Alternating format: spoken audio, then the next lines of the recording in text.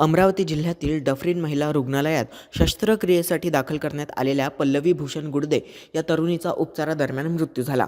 मिळालेल्या माहितीनुसार शस्त्रक्रियेदरम्यान भूलतज्ञांनी anaesthesia injection दिल्यानंतर पल्लवीची प्रकृती अचानक गंभीर झाली।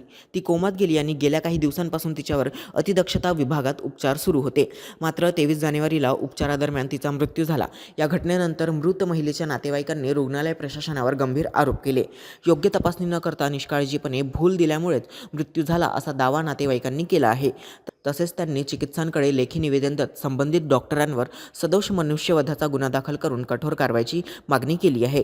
या प्रकरणाची गंभीर दखल घेत चिकित्सकांनी चौकशी समिती नेमण्याचे निर्देश दिले आहेत।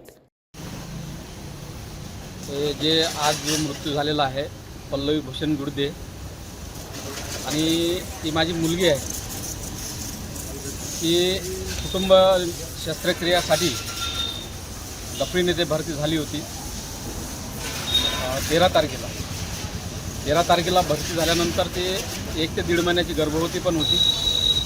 परंतु जेव्हा आपण कुटुंब शस्त्रक्रिया करून घेतो त्याच्या अगोदर तो गर्भपात करणं फार गरजेचं होतं आणि म्हणून तो गर्भपात डफरीन हॉस्पिटलला करण्यात आला।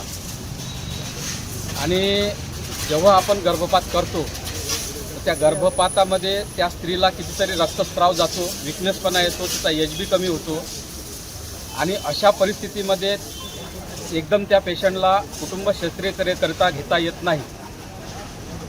दुसरी गोष्ट, कमीत कमी या डफरीन हॉस्पिटलच्या प्रशासनाने किंवा तिथल्या डॉक्टरांनी असं करायला पाहिजे होतं का तिचा गर्भपात केल्यानंतर अबॉर्शन केल्यानंतर तिला घरी पाठवणं गरजेचं होतं, तिला समुपदेशन करणं आवश्यक होतं आणि तंदुरुस्त झाल्यानंतर पुन्हा तिला शस्त्रक्रियासाठी बोलावणं आवश्यक होतं। हा सल्ला देणं तिथल्या डॉक्टरांचं काम होतं, परंतु त्यांनी तसं काहीच केलं नाही।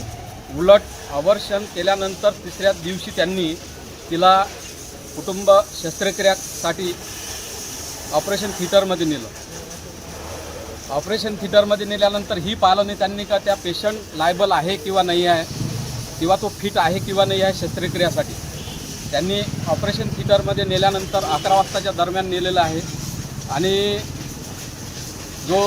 तिथला जो भूलतज्ञ डॉक्टर असेल त्यांनी जे भुलीचं जे इंजेक्शन दिलेलं आहे ॲनेस्थेशियाचं, तर ते जेव्हा मी ते डॉक्टरांना भेटलो 4:30 वाजताच्या दरम्यान, त्यांनी सांगितलं का बा पेशंटला इंजेक्शन देण्यात आलं आणि तेव्हापासून 10 ते 15 मिनिटानंतर हा पेशंट तुमचा कोमात गेलेला आहे।